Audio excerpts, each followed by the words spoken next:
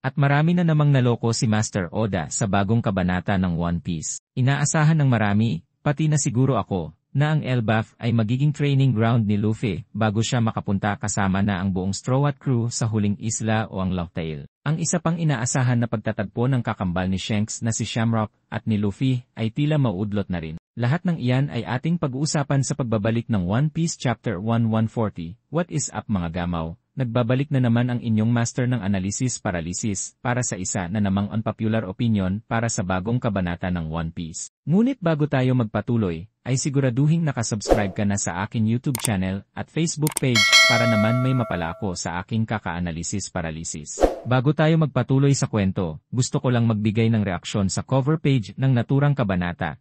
Anong ginagawa ni Ulti rito? Bakit nakatali at pinaglalaruan mong hinayupak kang hushu ka? Bakit? Sino ka ba ha?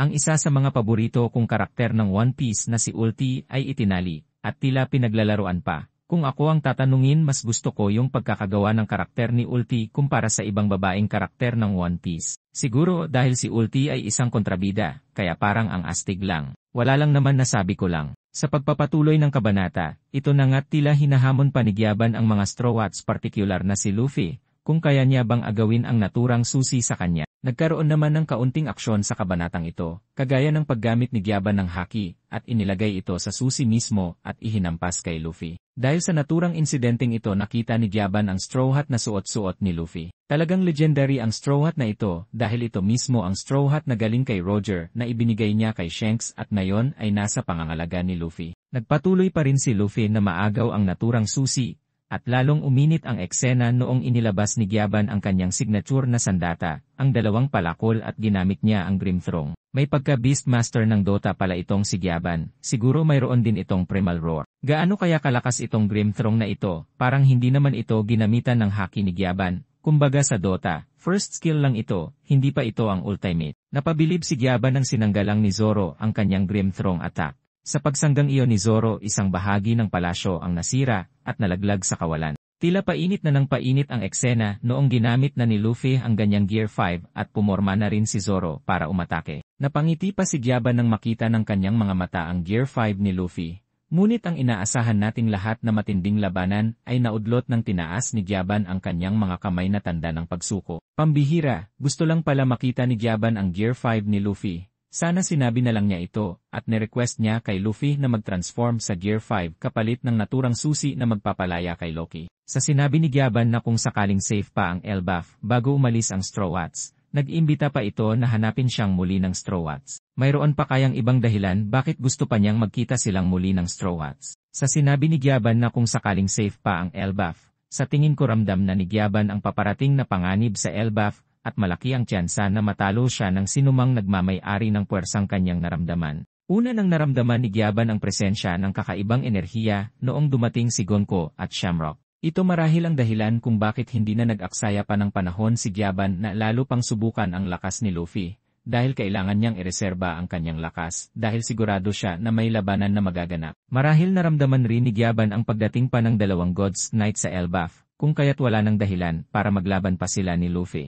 Sinahmo naman ni Gonko ang dalawa pang God's Knights patungong Elbaf. Makikita ulit ang beacon na tinatawag na Abyss, ang bagay o ang portal na ginagamit para makapag-teleport ang mga God's Knights at ang mga Elders sa kung saan mang lugar sila tawagin. Naalala ko pa na tinawag kong Forces from the Abyss ang mga Gorosei noong una silang magpakita sa Egghead. Nakakatuwa lang na may koneksyon pala yung titulong ginamit ko sa beacon na ginagamit na pang-teleport ng mga hinayupak. Ang dalawang God's Knights na dumating ay si Saint Summers na mula sa House of Shepard, na tila walang ideya na nasa Elbaf na sila, at si Saint Killingham mula sa House of Limosive. Parang Game of Thrones ang peg ng mga Tenryubito, may kanya-kanya silang mga houses din. Si Killingham na mukhang nanggaling sa karakter na Kilin, isa sa mga 4 na mythical creatures ng Chinese mythology, kasama ng dragon, phoenix, at pawikan. Naalala ko tuloy ang BTX at Fushigi-Yugi dahil sa paglabas ng karakter ni Killingham. Ang mga karakter sa mga palabas na ito ay hango rin sa 4 mythical creatures ng Chinese mythology. Kung susundan natin ang sistemang ito, siguro ang magiging mythical karakter ni Saint Summers ay ang pawikan,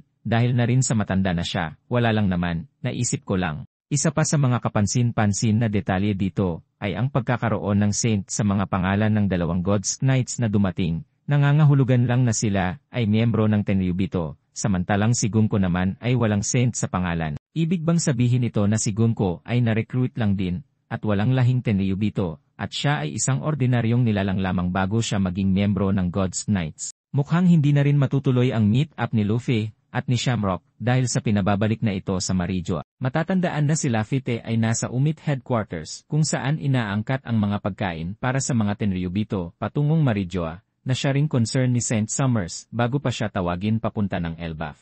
Patunay lamang na kulang ang puwersa ng God's Knights lalo pa at nagbabadya ang pagsalakay ng Blackbird Pirates o ng Revolutionary Army sa kanilang lugar. Isa rin sa mga mahalagang bagay na nabanggit dito ay ang marka para mapasok sa Abyss. Ano kaya ang markang ito na kailangang taglay ng sinumang nilalang upang makapasok at makadaan sa Abyss? Konektado kaya ang Abyss na ito doon sa nakasulat sa Second World ng Harley text, o ang markang ito ay ang 666 o ang Mark of the Beast na matatagpuan sa Book of Revelation? Ano kaya ang niluluto ni Oda rito? Siguro si Saint Saturn ay walang Mark of the Beast kung kaya't hindi siya dumaan sa Abyss at hindi siya nagawang nasahmon. Matatandaan na nagpunta si Saturn patungong Egghead na sakay ng barko ng mga Marines. Noong matapos ang labanan sa Egghead naman ay umalis siya ng Egghead na sakay-sakay din ng barko. Bakit hindi na lang siya sinahmon sa pamamagitan ng Abyss? Posible rin kaya na ang Abyss ay isang bagay na mano-mano na inilalagay sa isang lugar para makapagsahmon ang sinumang may Mark of the Beast. Marahil ito ang paliwanag kung bakit nagbarko si Saturn patungong Egghead at nag-install siya ng beacon o ng Abyss para masahmon ang iba pang elders. Ito rin marahil ang dahilan kung bakit binanggit ni Saint Summers kung binibisita ba ni Shamrock ang libingan ni Harald, ang dating hari ng Elbaf. Nangangahulugan lang na inilagay na ni Shamrock ang Abyss sa Elbaf noong panahon na buhay pa si King Harald kung kaya't nagawa nilang mag-teleport ngayon sa Elbaf. Mukhang lalong tumitindi ang alegasyon na naset up lang talaga itong si Loki at hindi siya ang pumatay kay King Harald. Ang malaking katanungan ay sino ba ang nagsumon kanila Gunko at Shamrock para pumunta sa Elbaf? Noong dumating ang ilang miyembro pa ng Gorosi sa Egghead, sila ay sinumo ni Saturn, at sa Elbaf naman para makapunta sina Saint Summers at Saint Killingham sa Elbaf sila naman ay sinumo ni Gunko. Sa lagay naman ni Gunko at Shamrock, sino naman ang nagsumon sa kanila para makarating ng Elbaf? Ito ba ay si Mosa, ang misteryosong karakter na kausap ni Loki sa mga naunang kabanata?